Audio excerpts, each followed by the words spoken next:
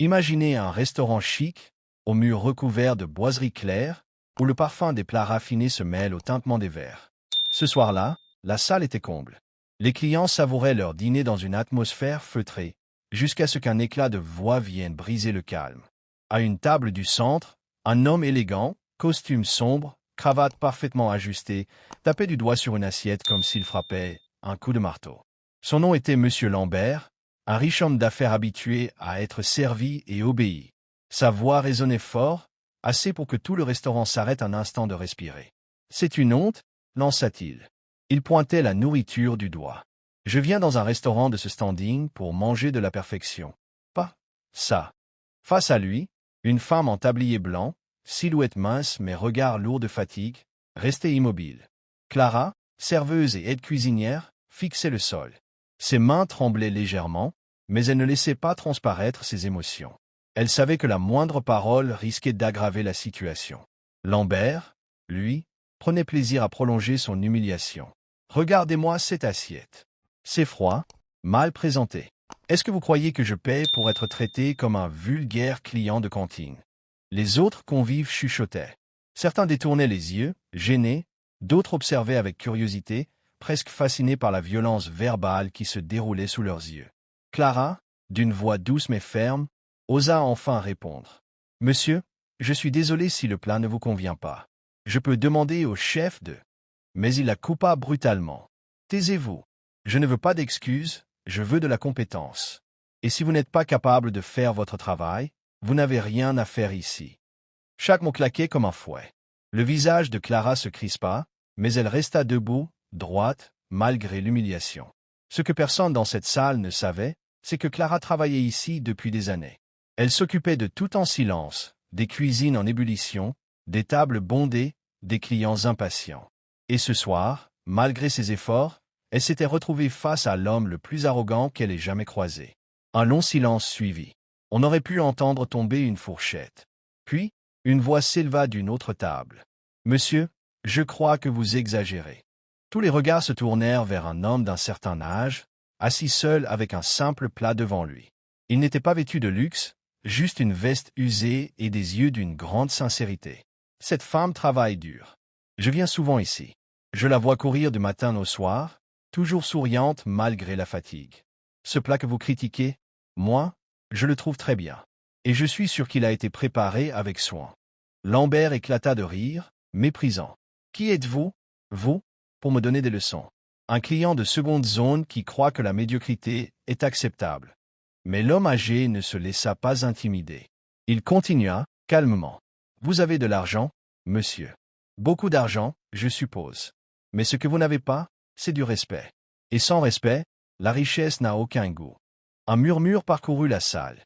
Certains clients acquiesçaient discrètement.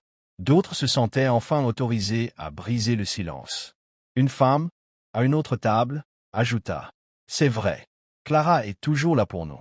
Elle mérite qu'on la remercie, pas qu'on la rabaisse. » Puis une autre voix, et encore une autre. Peu à peu, toute la salle prit la défense de Clara.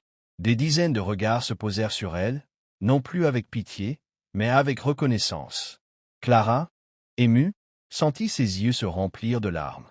Elle avait passé tant de temps dans l'ombre, invisible aux yeux de tous. Et voilà que, pour la première fois, ses efforts étaient reconnus publiquement. Monsieur Lambert, rouge de colère, se leva brusquement. « Vous n'êtes qu'une bande d'ingrats. Vous ne savez pas à qui vous parlez. » Il jeta quelques billets sur la table et quitta la salle, claquant la porte derrière lui. Un silence retomba, mais cette fois-ci, ce n'était pas le même. Les clients se levèrent, un à un, et applaudissaient Clara. Pas seulement pour le plat, mais pour sa patience, sa dignité et la force silencieuse avec laquelle elle supportait son quotidien. Clara, les mains sur son tablier, s'inclina légèrement. Elle n'avait pas besoin de mots. Ses larmes suffisaient à dire toute sa gratitude. Ce soir-là, dans ce restaurant, ce n'était pas la richesse qui avait triomphé. C'était l'humanité. Lorsque la porte claqua derrière M. Lambert, le bruit résonna comme un écho libérateur. Pendant quelques secondes, le silence régna à nouveau dans la salle. Mais cette fois ce silence n'était pas pesant, il était rempli d'un souffle nouveau. Les clients, toujours debout, applaudirent Clara avec chaleur. Certains frappaient dans leurs mains timidement, d'autres avec énergie, comme pour effacer l'humiliation que la serveuse venait de subir. Les visages qui, quelques minutes plus tôt, étaient détournés par gêne ou peur de s'impliquer, étaient maintenant tournés vers elle, bienveillants et solidaires. Clara, elle, restait immobile. Son cœur battait à toute vitesse. Elle avait l'impression de flotter, incapable de croire que ces gens, qui d'habitude la voyaient à peine lorsqu'elle posait les assiettes devant eux, se levaient aujourd'hui pour elle. Une cliente, élégante mais sincère, s'approcha doucement et lui prit la main. « Ne laissez pas les paroles de cet homme vous briser. Vous êtes précieuse ici. Votre travail a de la valeur. » Ces mots, si simples, résonnèrent profondément en Clara. Elle hocha la tête, incapable de répondre. Ses lèvres tremblaient, ses yeux se remplirent à nouveau de larmes.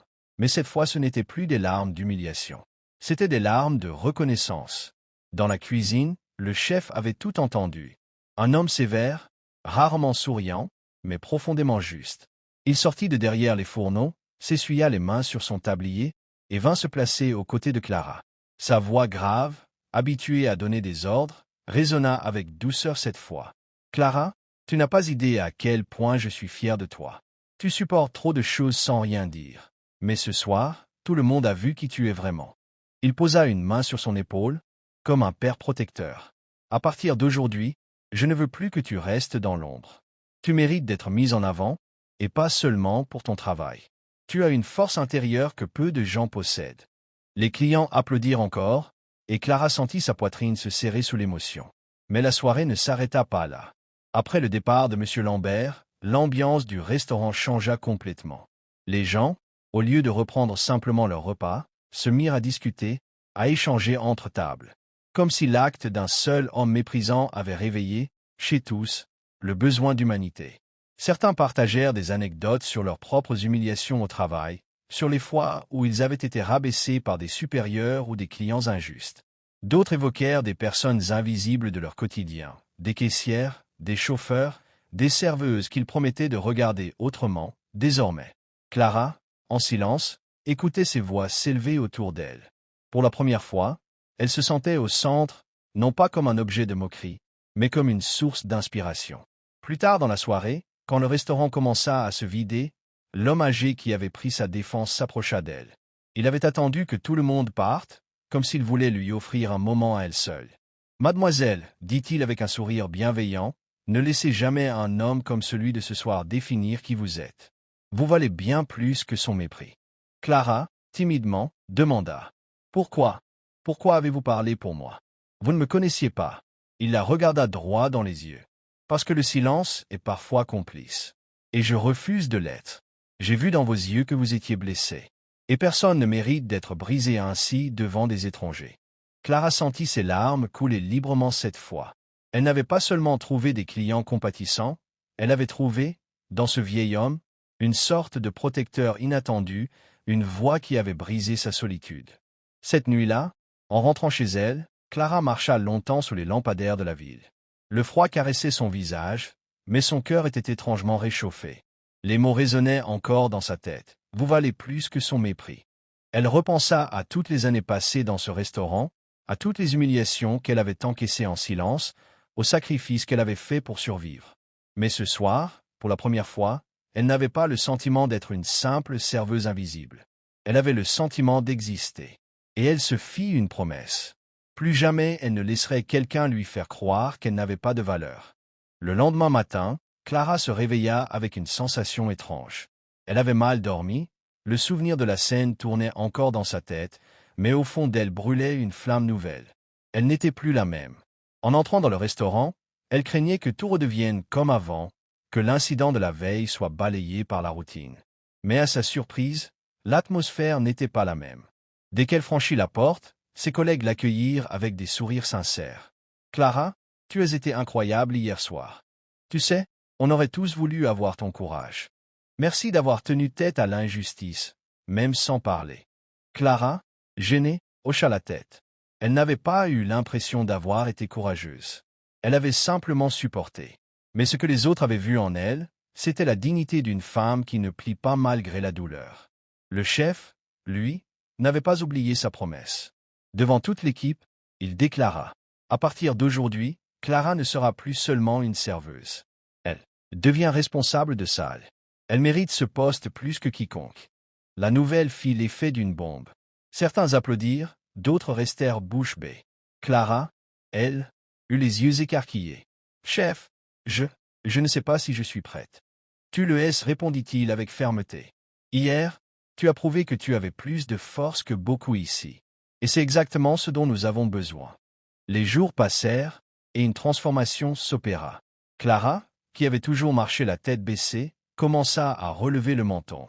Elle donnait des instructions, organisait les tables, prenait les commandes avec assurance. Les clients la regardaient différemment, et certains revenaient exprès pour la féliciter. Un soir, alors que le service touchait à sa fin, Clara vit entrer dans le restaurant le vieil homme qui avait pris sa défense. Il s'installa à la même table, avec son sourire tranquille. « Je voulais voir si vous alliez bien, dit-il en la saluant. « Grâce à vous, ma vie a changé, répondit Clara d'une voix douce. Ils discutèrent longuement. L'homme lui révéla qu'il avait été professeur de philosophie, aujourd'hui à la retraite. Son nom était Monsieur Bernard. Vous savez, Clara, parfois il suffit d'un instant pour que la vie bascule. Hier, ce fut cet instant pour vous. Ce que vous en ferez dépend de vous. » Ces paroles restèrent gravées dans son cœur. Mais la vie n'est jamais un long fleuve tranquille. Quelques semaines plus tard, une rumeur commença à circuler. Monsieur Lambert, l'homme qui l'avait humilié, préparait une vengeance. Il possédait des parts dans plusieurs établissements de la ville, et il avait juré de ruiner ce restaurant pour laver son orgueil blessé. Clara sentit l'angoisse revenir. Elle avait peur que tout s'effondre à cause de lui. Pourtant, cette fois, elle n'était plus seule. L'équipe entière, les clients fidèles, et même M. Bernard se tenaient derrière elle. Un soir, Lambert revint, accompagné d'amis influents. L'ambiance se tendit dès qu'il entra. Mais au lieu de trembler, Clara marcha droit vers sa table.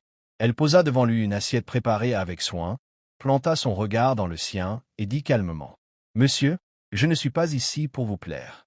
Je suis ici pour faire mon travail avec respect. Libre à vous de l'accepter ou de partir.